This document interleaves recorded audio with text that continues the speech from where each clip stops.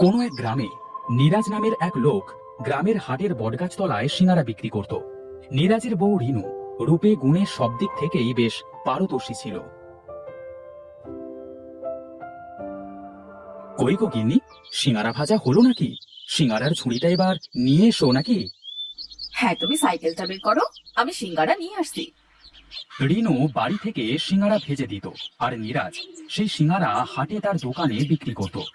নীরাজের সিঙ্গারার বেশ নাম ডাক ছিল। তার দোকানের সিঙ্গারা মানুষ খুব পছন্দ করত।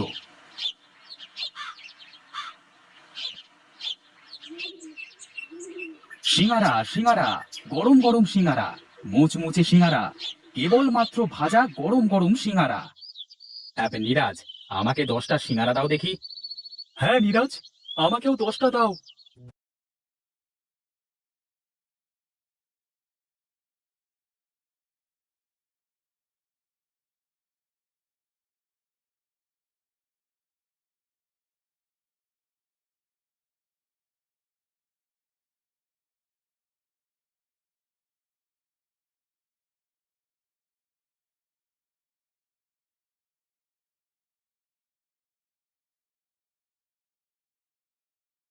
কেমন হবে যদি ওর দোকানের পাশে আমি একটা বড় সিঙ্গারার দোকান দিই? হুম, বড় দোকানের সিঙ্গারা বেশ চলবে।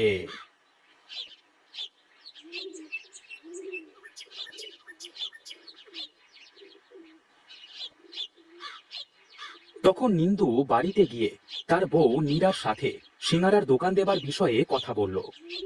হ্যাঁ গিন্নি, আমিও তো সেটাই ভাবছি, কালই দোকানের কাজ শুরু করব।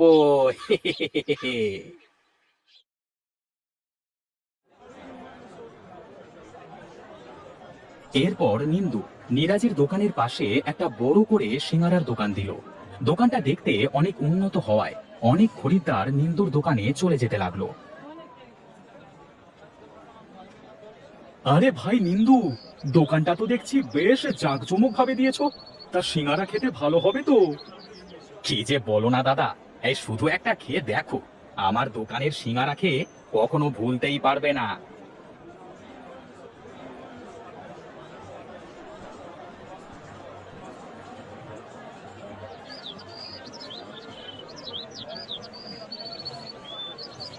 আহা, ভাই সত্যিই তো, তোমার সিঙ্গারায় বেশ স্বাদ আছে। খুব ভালো করেছো একটা সিঙ্গারার দোকান দিয়ে। হ্যাঁ, খুব ভালো করেছো। এই প্রতিদিন নীরাজের দোকানে ধর না দিয়ে 10 মিনিট দাঁড়িয়ে থাকতে হয় সিঙ্গারা নেবার জন্য। এখানে আর একটা দোকানের দরকার ছিল। আমার এখানে দাঁড়াতে হবে না দাদা, ওই দেখো দুজন কর্মচারী রেখেছি, আসবে আর নিয়ে যাবে। আর হ্যাঁ, নিয়মিত খরিদ্দারদের 2-1টা ফ্রিতেও দেয়া হবে। এদিকে নীরাজের দোকানের খরিদ্দার একেবারে কম হয়ে গেল। সারাদিন সিঙ্গারা নিয়ে বসে থাকবার পরে 2-1জন খরিদ্দার হয়।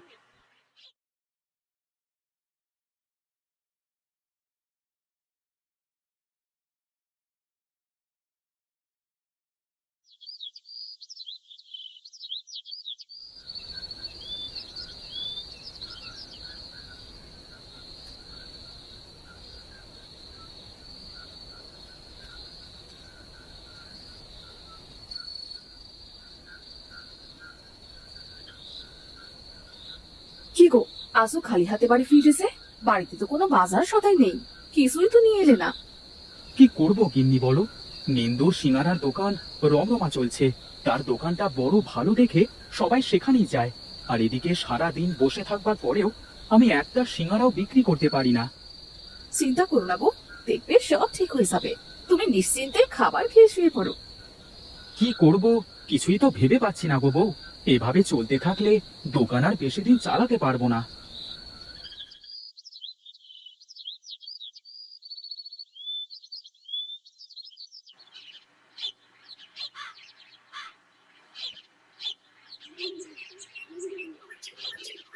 প্রতিদিনের মতো নীরাজ অল্প কিছু সিঙ্গারা নিয়ে দোকানে এলো।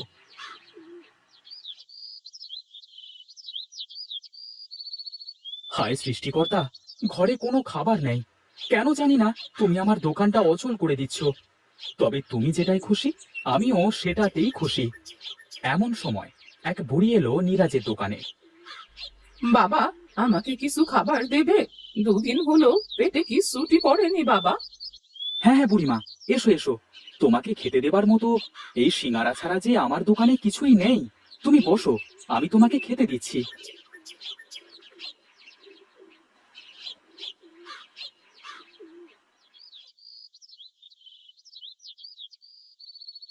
তা তোমার বাড়ি কোথায় গো বুড়িমা? তোমাকে তো আগে কখনো দেখিনি। আমার যে বাড়ি ঘর নেই বাবা, যেখানেই যাই সেখানেই কিছু সময় কাটাই।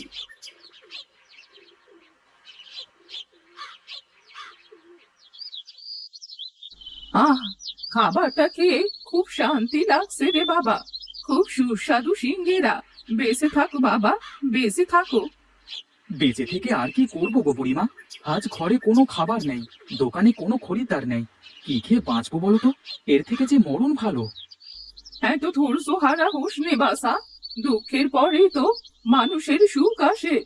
মাঝে মাঝে দুঃখের মাঝে থেকেই তো সুখের চিন্তা করতে হয়। সুখেই তো ছিলাম বুড়িমা। আমার দোকানে কত বেচা কেনা হতো। ওই যে দোকানটা দেখছো, আমার প্রতিবেশী আমার উপরে হিংসে করে ওই দোকানটা দিল। এখন আমার দোকানে কেনা বেচা হয় না, সব খরিদ্দার তার দোকানে যায়। আবার হবে, আবার হবে রে বাবা। তোর সব হবে, চিন্তা করিস না। শোন বাবা শোন, তোর বাড়ি যা, ঘরের মাঝখানে 3 হাত মাটি খুঁজে দেখবি, সেখানে গম আছে। তোর একদিনে সিঙ্গেরে বানাতে যতটুকু গম লাগবে ততটুকুই নিয়ে নিবি। দেখবি তোর সমস্যার সমাধান হয়ে যাবে। সত্যি বলছো বুড়িমা? হ্যাঁ বাবা সত্যি। তবে সাবধান, গমগুলো পাহারা দিচ্ছে এক ধরনের বিষাক্ত পোকা। গমগুলো নেবার সময় সাবধানে নিস। মনে রাখিস, একটা পোকা কামড়ালে নির্ঘাত মৃত্যু।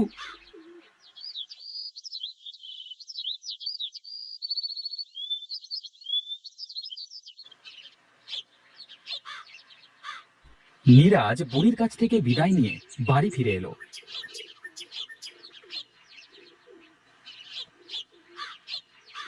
বাড়ি ফিরে এসে সে তার বউকে সব খুলে বলল। সত্যি বলছো?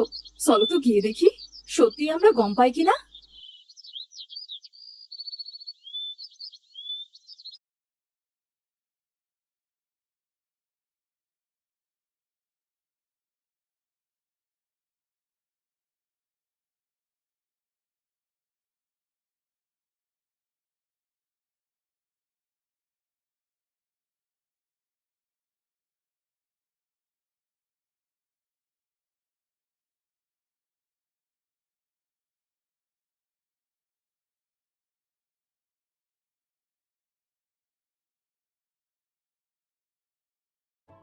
রিনু এক টুকরো মাংস এনে গমের একপাশে রাখবার সাথে সাথে পোকাগুলো গিয়ে সব মাংসের উপরে পড়ল।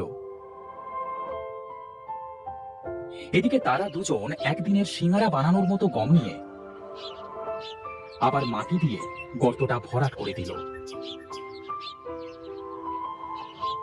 ওগো, এবার গমগুলো পিষে আটা বানাতে হবে। চলো ওগুলো আমরা ঢেকিতে বানিয়ে আনি।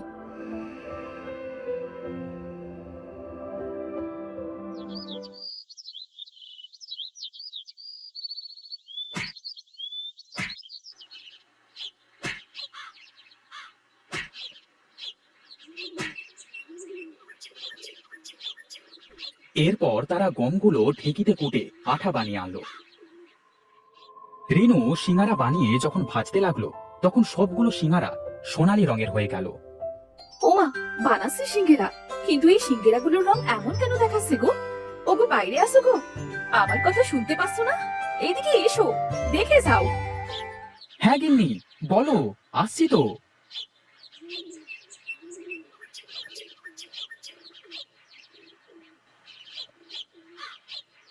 এই দেখো, কি সাংঘাতিক কাণ্ড ঘটেছে।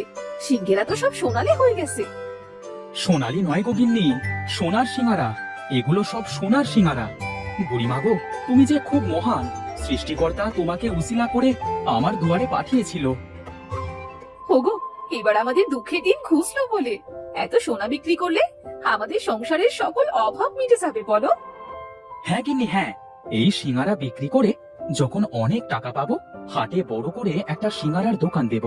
তবে টাকার জন্য নয় গো গিন্নি, তাহলে? গরিব দুঃখী অসহায়দের জন্য, যারা খেতে পারে না, খুব গরিব, তাদের জন্য ওই সিঙ্গারার দোকানটা দেব, বুঝলে গিন্নি?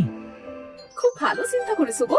তোমার এই সৎ চিন্তাধারার জন্যই সৃষ্টিকর্তা আজ আমাদের সহায় হয়েছেন। এরপরে নিরাজ সেই সোনালী সিঙ্গারাগুলো বিক্রি করে অনেক ধনী হয়ে গেল, আর হাটে বড় দেখে একটা সিঙ্গারার দোকান দিল গরিব দুঃখী ক্ষুধার্ত মানুষদের জন্য। আশেপাশের মানুষও খুব খুশি হলো নিরাজের উপরে। যারা ওই দোকানে সিঙ্গারা খেতে আসতো, তারা সবাই নিরাজকে মন ভরে দোয়া করে যেত।